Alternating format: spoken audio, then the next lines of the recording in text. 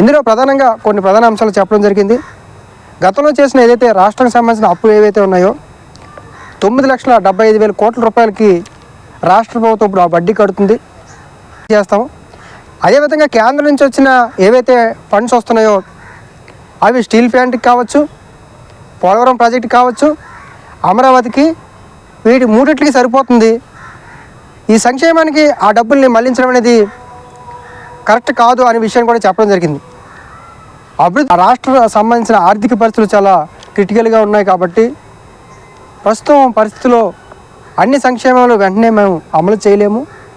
కానీ ఖచ్చితంగా ప్రతి ఒక్క ఏదైతే సంక్షేమ సంబంధించిన అంశం ఉందో వాటిని నెరవేర్చేందుకు అన్ని శక్తులు కూడగట్టుకొని మేము ప్రయత్నిస్తామని కూడా చెప్పడం జరిగింది. ఇందులో ప్రధానంగా కొన్ని ప్రధాన అంశాలు. అందరికీ నమస్కారం, నేను మీ ఆడా నాగరాజు.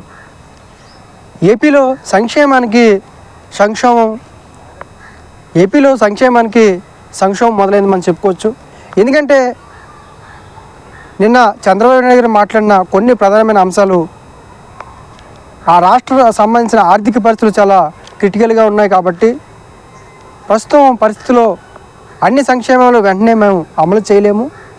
కానీ ఖచ్చితంగా ప్రతి ఒక్క ఏదైతే సంక్షేమ సంబంధించిన అంశం ఉందో వాటిని నెరవేర్చేందుకు అన్ని శక్తులు కూడగట్టుకొని మేము ప్రయత్నిస్తామని కూడా చెప్పడం జరిగింది.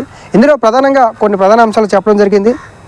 గతంలో చేసిన ఏదైతే రాష్ట్రానికి సంబంధించిన అప్పులు ఏవైతే ఉన్నాయో 9,75,000 కోట్ల రూపాయలకి రాష్ట్ర ప్రభుత్వం ఇప్పుడు ఆ వడ్డీ కడుతుంది. అదేవిధంగా తమ కూటమి ప్రభుత్వాన్ని నమ్మి 93% స్ట్రైక్ రేట్ ఇచ్చారు. ప్రభుత్వం ఏవైతే ఇచ్చిన హామీలు ఏవైతే ఉన్నాయో వాటిని మేము మీకు ఓటు వేసాం కాబట్టి మీరు అడగడంలో తప్పేమీ లేదని కూడా చంద్రబాబు నాయుడు గారు చాలా స్పష్టంగా ఎక్స్ప్లెయిన్ చేయడం జరిగింది. అదేవిధంగా రాష్ట్రానికి సంబంధించిన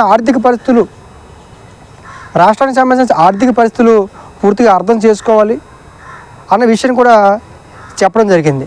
ఏపీలో కొన్ని సంక్షేమ పథకాలు ఇంకా అమలు చేయలేదు, వాటిని అమలు చేసేందుకు అన్ని రకాల ప్రయత్నం చేస్తాము.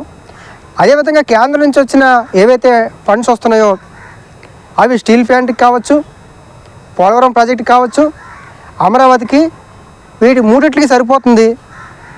ఈ సంక్షేమానికి ఆ డబ్బుల్ని మళ్లించడం అనేది కరెక్ట్ కాదు అనే విషయాన్ని కూడా చెప్పడం జరిగింది. అభివృద్ధి సంబంధించిన వచ్చిన నిధుల్ని సంక్షేమానికి పెట్టడం అనేది సరైన విధానం కాదని కూడా చంద్రబాబు నాయుడు గారు చెప్పడం జరిగింది. అదేవిధంగా ఇప్పుడు ఎన్డీఏలో ఉన్నాం కాబట్టి సరిపోయింది, లేదంటే పొయ్యి మీద ఉన్న పెనం ఏదైతే పెనం నుండి పొయ్యిలోకి పడిపోయినట్టుగా ఉంటుందని కూడా చంద్రబాబు నాయుడు గారు చెప్పడం జరిగింది. పెనం మీద నుంచి పొయ్యిలోకి పడిపోయినట్టుగా ఉంటుంది. కానీ కేంద్ర ప్రభుత్వం అంటే ఎన్డీఏ కూటమిలో ఉన్నాం కాబట్టి సరిపోయిందనే విషయం కూడా చాలా బలంగా చెప్పడం జరిగింది.